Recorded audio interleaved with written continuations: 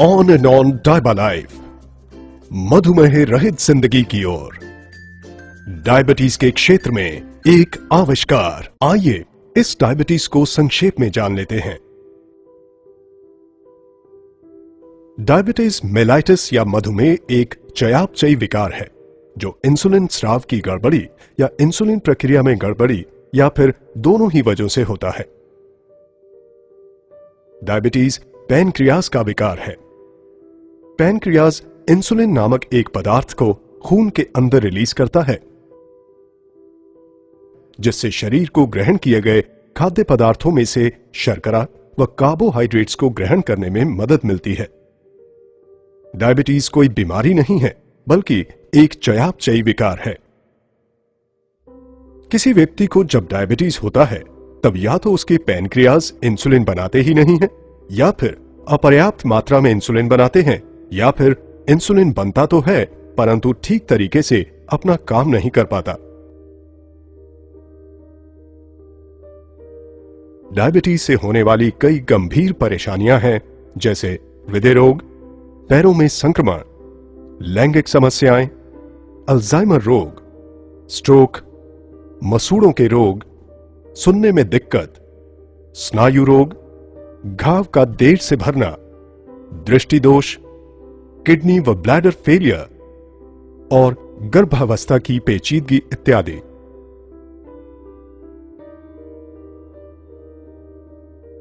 भारत बहुत तेजी से दुनिया का डायबिटिक कैपिटल बनता जा रहा है। भारत में अभी करीब 62 मिलियन लोग डायबिटीज से ग्रस्त हैं। 2030 तक ये संख्या 100 मिलियन से भी अधिक हो जाएगी। करीब 35% आबादी को ये पता ही नहीं है कि उन्हें डायबिटीज है। भारत डायबिटीज कैपिटल क्यों है? इसका एक मूल कारण है एशियन इंडियन फेनोटाइप, जिसमें HbA1c का काउंट बढ़ जाता है।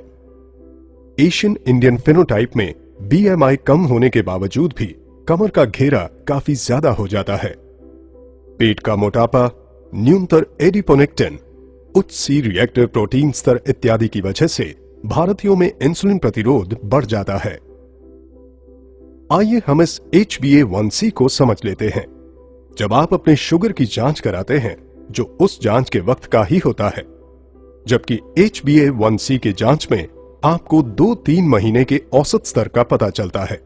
इसे ग्लाइकेटेड हीमोग्लोबिन या A1c भी कहा जाता है। A1c शर्करा युक्त होकर परिवर्तित हो गया एक प्रकार का हीमोग्लोबिन है।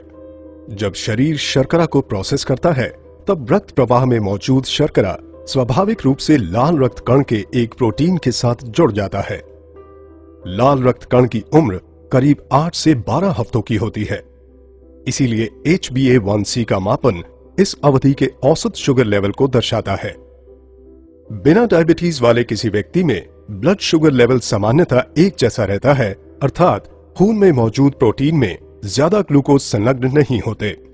HbA1c लेवल अपेक्षाकृत रूप से कम होता है, क्योंकि वे ग्लूकोज को रक्त से बाहर करने में सक्षम होते हैं। लेकिन डायबिटीज ग्रस्त लोगों में शरीर शर्करा को रक्त से बाहर करने में सक्षम नहीं होता है और परिणाम स्वरूप ग्लूकोज खून में ही रह जाता है।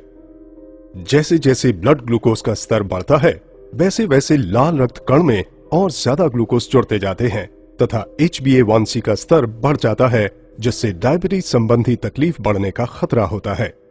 HbA1c को कम करके आप इस खतरे को कम कर सकते हैं।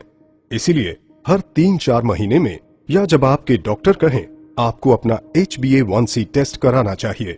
आइए अब ये समझते हैं कि डायबिटीज में आखिर होता क्या है। जब आप कार्बोहाइड्रेट युक्त खाना खाते हैं, तो वो आपके पेट या पाचन तंत्र में ग्लूकोज या शर्करा के रूप में परिवर्तित हो जाता है। हमें अपने आहार में से ग्लूकोज की जरूरत होती है, क्योंकि उससे हमें ऊर्जा मिलती है। चीजें जैसे स्टार्च युक्त आहार, शर्करा युक्त आहार, दूध व डेयरी प्रोडक्ट्स एवं फलों इत्यादि में कार्बोहाइड्रेट होता है। ये ग्लूकोज फिर रक्त प्रवाह में जाता है और शरीर ये सेंस करता है कि ब्लड ग्लूकोज का स्तर बढ़ रहा है। इसकी प्रतिक्रिया में पेट के ठीक नीचे मौजूद एक छोटा सा ग्लैंड, जिसे पैनक्रियाज कहते हैं, इंसुलिन नामक हार्मोन रिलीज करना शुरू कर देता है। इस इंसुलिन की मदद से हम अपने ग्रहित आहार में से ऊर्जा ले पाते हैं। फिर इस ग्लूकोज एवं इंसुलिन को रक्त प्रवाह के जरिए शरीर के हर उस कोशिका तक पहुंचाया जाता है जिसे ऊर्जा के लिए इसकी जरूरत होती है। इसे आसानी से समझने के लिए इन पेशी कोशिकाओं को देखें। इन पेशी कोशिकाओं के पास वो इंसुलिन ही है जिसकी वजह से ग्लूकोज कोशिकाओं के अंदर समाहित हो सकता है ताकि शरीर को ऊर्जा मिल सके। ऐसे समझें कि इंसुलिन इन कोशिकाओं के दरवाजे पर लगे तालों की चाबियां हैं। जब ये चाबी होगी तभी दरवाजे खुलेंगे और ग्लूकोज कोशिकाओं के अंदर जा सकेगा। इस प्रकार ब्लड ग्लूकोज का स्तर नहीं गिरता है, लेकिन लीवर के द्वारा उसमें संचित किए गए अतिरिक्त ग्लूकोज को रिलीज करके इस ब्लड ग्लूकोज लेवल को कभी भी टॉप अप किया जा सकता है। ब्लड ग्लूकोज बार बार बढ़ता है और ज्यादा से ज्यादा इंसुलिन पैदा करता है ताकि वो उन बंद दरवाजों के ताले की चाबी बनकर उस ग्लूकोज को रक्त प्रवाह के जरिए कोशिकाओं के अंदर पहुंचा सके। रक्त शर्करा जब ऑप्टिमम लेवल पर होता है तब शरीर उत्तम रूप से काम करता है, लेकिन जब ब्लड शुगर का लेवल बढ़ जाता है तो शरीर ठीक से काम नहीं कर पाता। सामान्यतः हमारे शरीर के अंदर ही एक साइकिल होता है जो शरीर में इंसुलिन एवं ग्लूकोज स्तर को संतुलित करता है, और ये संतुलन निर्भर करता है हमारे आहार, पैनक्रियाज एवं लिवर पर। कुछ लोगों में जब यह सिस्टम ठीक से काम नहीं करता है तब उसे डायबिटीज कहते हैं। डायबिटीज मुख्यतः 3 प्रकार के होते हैं, टाइप 1, टाइप 2 एवं GDM। आइए जानते हैं टाइप 1 के बारे में। डायबिटीज में शरीर में इंसुलिन का निर्माण ही नहीं होता है। ये एक ऑटो इम्यून रिस्पॉन्स की वजह से होता है जिसमें कि पैनक्रियाज के अंदर की इंसुलिन निर्माण करने वाली कोशिकाओं को शरीर ने नष्ट कर दिया है। अभी तक ये नहीं पता लगाया जा सका है कि ये कुछ लोगों में क्यों होता है और अन्य लोगों में क्यों नहीं होता। कुल डायबिटीज की आबादी का करीब 10% टाइप 1 डायबिटीज होता है। ज्यादा करके ये 40 साल से कम की उम्र में ही हो जाता है और बचपन में होने वाली डायबिटीज का ये एक मुख्य प्रकार है। आइए अब बात करते हैं टाइप 2 डायबिटीज की। डायबिटीज मधुमेह पीड़ितों की कुल आबादी का करीब 90% होता है। पाश्चात्य देशों एवं गोरे लोगों में ये 40 साल की उम्र के बाद होता है, जबकि एशियन एवं भारतीय मूल के लोगों में ये 25 साल की उम्र के बाद हो सकता है। टाइप 2 डायबिटीज थोड़ा जटिल है क्योंकि इसमें अनेक प्रक्रियाएं जिम्मेदार हैं। इसमें या तो शरीर पर्याप्त इंसुलिन नहीं बना पाता है या फिर बना हुआ इंसुलिन ठीक से काम नहीं करता है। ये शरीर का वजन अधिक होने से भी हो सकता है। चर्बी की वृद्धि की वजह से इंसुलिन अपना कार्य सही तरीके से नहीं कर पाता, लेकिन ये सही वजन वाले लोगों को भी हो सकता है। टाइप 2 डायबिटीज में कार्बोहाइड्रेट युक्त आहार पेट एवं पाचन तंत्र में सामान्य रूप से ही ग्लूकोज में परिवर्तित होता है। फिर वो ग्लूकोज रक्त प्रवाह में जाता है। पैनक्रियाज इंसुलिन का निर्माण शुरू कर देता है जो ग्लूकोज के साथ रक्त प्रवाह के जरिए शरीर के उन सभी कोशिकाओं तक प्रवाहित होता है जिन्हें ऊर्जा के लिए ग्लूकोज की जरूरत होती है। परंतु यहां ग्लूकोज किसी भी तरीके से कोशिकाओं में प्रवेश नहीं कर पाता है क्योंकि उनके दरवाजों के ताले चर्बी जमा हो जाने की वजह से अवरुद्ध हो जाते हैं। अर्थात इंसुलिन भी उन कोशिकाओं के दरवाजों को ठीक से खोल नहीं पाता और इस वजह से शरीर में शुगर लेवल बढ़ता जाता है। इसकी प्रतिक्रिया में पैनक्रियाज और ज्यादा इंसुलिन का निर्माण करता है, अतः रक्त शर्करा का स्तर बढ़ने लगता है और इंसुलिन का स्तर भी बढ़ता जाता है। ये स्थिति और भी ज्यादा जटिल हो जाती है जब ऊर्जा के लिए व्याकुल कोशिकाएं लिवर को इमरजेंसी सिग्नल भेजने लगती हैं ताकि लिवर अपने संग्रहित ग्लूकोज को रिलीज करे। इस प्रकार ब्लड शुगर का स्तर और भी बढ़ता है और पैनक्रियाज और ज्यादा इंसुलिन बनाती रहती हैं। पैनक्रियाज ये काम तब तक करती रहती हैं जब तक वो थक ना जाएं, और ऐसे में अंततः वो क्षतिग्रस्त हो जाती हैं।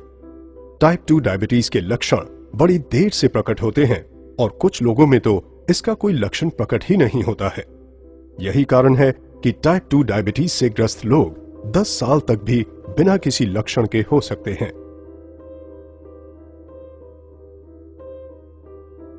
और अब हम बात करेंगे GDM डायबिटीज की। जेस्टेशनल डायबिटीज मधुमेह रहित किसी भी महिला को होने वाली एक अस्थायी परिस्थिति है। जिसमें शुगर लेवल ज्यादा होता है। हालांकि इसका ठीक ठीक कोई कारण तो ज्ञात नहीं है, लेकिन ये गर्भनाल के हार्मोन में वृद्धि होने के कारण मां और बच्चे को होता है। डायबिटीज से पीड़ित लोगों में ग्लूकोज उनके शरीर की कोशिकाओं में प्रवेश ही नहीं कर पाता, अतः ब्लड ग्लूकोज का स्तर बढ़ता ही जाता है। शरीर प्रतिरक्षा के तौर पर किडनी के जरिए इस ग्लूकोज के स्तर को कम करने की कोशिश करता है या फिर छुटकारा पाना चाहता है, और यही कारण है कि डायबिटीज वाले लोग बार बार पेशाब करने जाते हैं, क्योंकि किडनी खून के बाद ग्लूकोज को फिल्टर करती है और इसमें बहुत सारा पानी लेती है, जिसके कारण डायबिटीज वाले लोगों को बार बार प्यास लगती है। उनके पेशाब में बहुत सारा ग्लूकोज होता है, जिससे बैक्टीरिया को पनपने के लिए अनुकूल परिवेश मिलता है। इसीलिए अक्सर ऐसे में योनि संक्रमण व खुजलाहट होती है। इसी प्रकार रक्त में भी ग्लूकोज की मात्रा काफी अधिक होती है, जिसकी वजह से ताजे जख्मों पर सामान्य से ज्यादा बैक्टीरिया पैदा होते हैं और जख्म भरने में देरी होती है। ग्लूकोज आंखों के आगे लेंस में भी जमा हो सकता है, जिससे लेंस के अंदर का तरल धूमिल हो जाता है। इसकी वजह से डायबिटीज ग्रस्त कुछ लोगों को धुंधला दिखाई देता है, क्योंकि ग्लूकोज शरीर की कोशिकाओं में पहुंच ही नहीं पाता, जिससे कि शरीर को ऊर्जा नहीं मिल पाती है और परिणाम स्वरूप डायबिटीज वाले लोगों को ज्यादा थकान महसूस होती है और वो अपने दैनिक कार्यों को करने में भी असमर्थ महसूस करते हैं। लेकिन वहीं दूसरी ओर शरीर को काम करने के लिए ऊर्जा की निरंतर जरूरत होती है। ऐसी स्थिति में ऊर्जा पाने के लिए शरीर अपने अंदर संग्रहित वसा को तोड़ना शुरू कर देता है, और यही कारण है कि डायबिटीज में शरीर का वजन कम होने लगता है। इस प्रकार डायबिटीज के मुख्य लक्षणों पर एक नजर डालें तो वो हैं बार बार पेशाब के लिए जाना, ज्यादा प्यास लगना, योनि संक्रमण एवं खुजलाहट, जख्म का देर से भरना, धुंधली दृष्टि होना, थकान महसूस करना एवं वजन में कमी होना। डायबालाइफ डायबिटीज केयर के क्षेत्र में एक आविष्कार है। डायबालाइफ लहसुन के अंदर मौजूद स्टेबलाइज्ड एलिसिन पर आधारित है।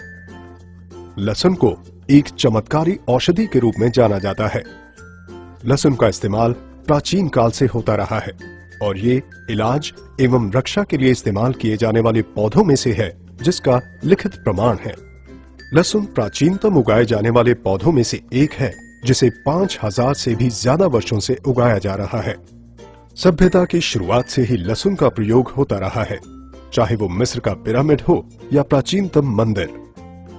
मजे की बात तो ये है कि वैसी सभ्यताएं जो कभी एक दूसरे के संपर्क में नहीं आई, फिर भी उन्होंने लहसुन का प्रयोग अपने उपचार व चिकित्सा में किया। मिस्र, रोम, चीन, भारत के प्राचीन मेडिकल की पुस्तकों में लहसुन के औषधीय गुणों का विवरण है। हजारों वर्षों से विश्व भर में लोग लहसुन को स्वास्थ्य लाभ के लिए उपयोग कर रहे हैं। प्राचीन काल से ही लहसुन को हर मर्ज की दवा माना गया है। कहा गया है कि इससे साधारण सर्दी फ्लू से लेकर प्लेग तक में फायदा हो सकता है। लहसुन डायबिटीज पर नियंत्रण करने में मदद करता है। लहसुन में पाया जाने वाला एलिसिन HbA1c को नियंत्रित करने में बेहद कारगर है, जो कि डायबिटीज कंट्रोल के लिए बेहद अहम है। ये ग्लूकोज टॉलरेंस को सामान्य स्तर में रखने में मदद करता है। लहसुन एंटीबैक्टीरियल, एंटीवायरल एवं एंटी फंगल है। शोधों से ये प्रमाणित हुआ है कि खून में पाया जाने वाला लाल रक्त कण लहसुन के यौगिकों को प्रोसेस करके उन्हें हाइड्रोजन सल्फाइड में बदल देता है, जो रक्त धमनियों को रिलैक्स करता है तथा रक्त प्रवाह को बढ़ाता है। बावजूद इन सब के कच्चे लहसुन की अपनी खामियां हैं। कच्चा लहसुन पेट के एसिड से नष्ट हो जाता है।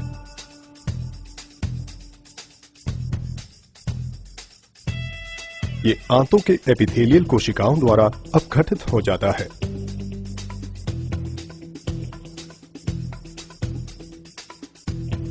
ये शरीर के पीएच से प्रभावित होता है। ये बदबू एवं मुख दुर्गंध देता है। इन सब का उपाय है 100% स्टेबलाइज्ड एलिसिन। एलिसिन लहसुन का प्रमुख जैविक घटक है, जिसमें औषधीय गुण होते हैं।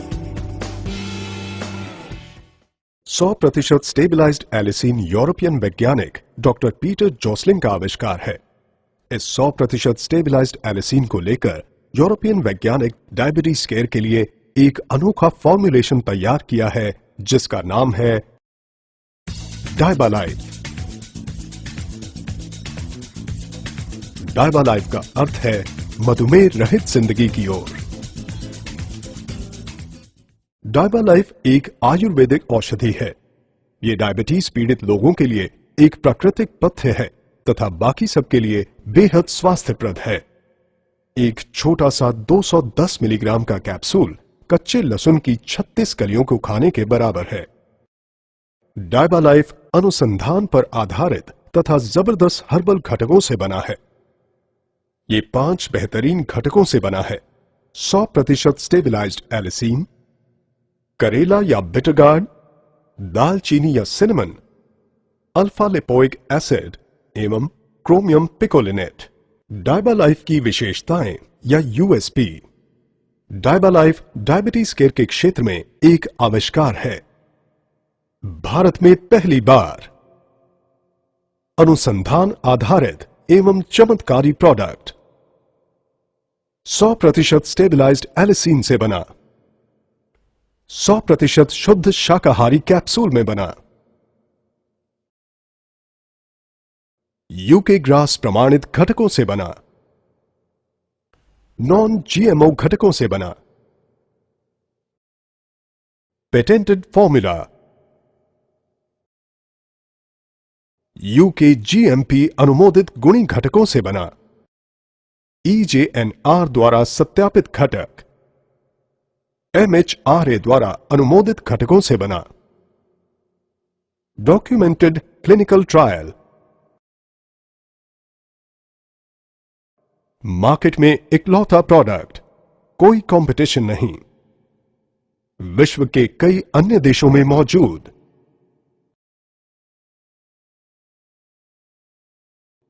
पूरी तरह से प्राकृतिक, कोई दुष्परिणाम नहीं।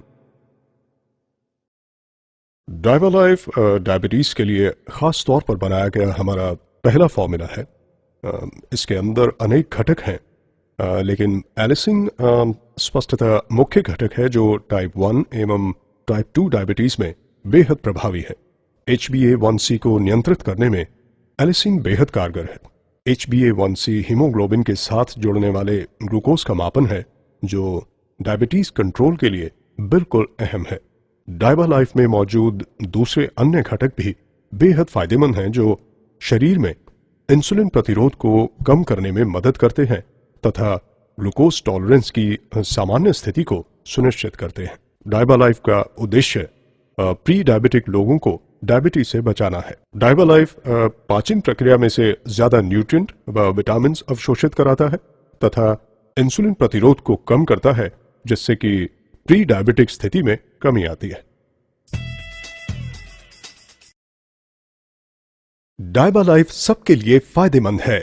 डायबालाइफ ब्लड शुगर के लेवल को कम करने में मदद करता है। डायबालाइफ कोलेस्ट्रॉल को नियंत्रित करने में मदद करता है। डायबालाइफ इम्यूनिटी या प्रतिरक्षा को बढ़ाता है।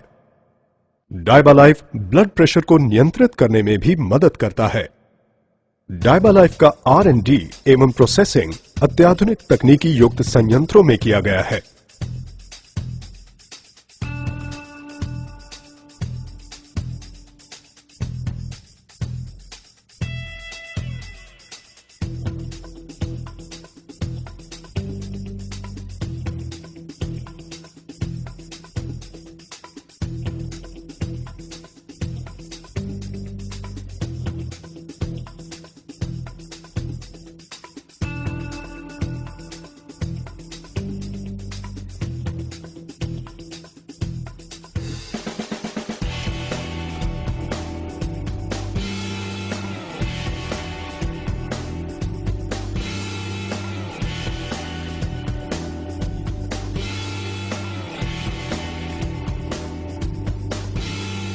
डायबालाइफ, मधुमेह रहित जिंदगी की ओर।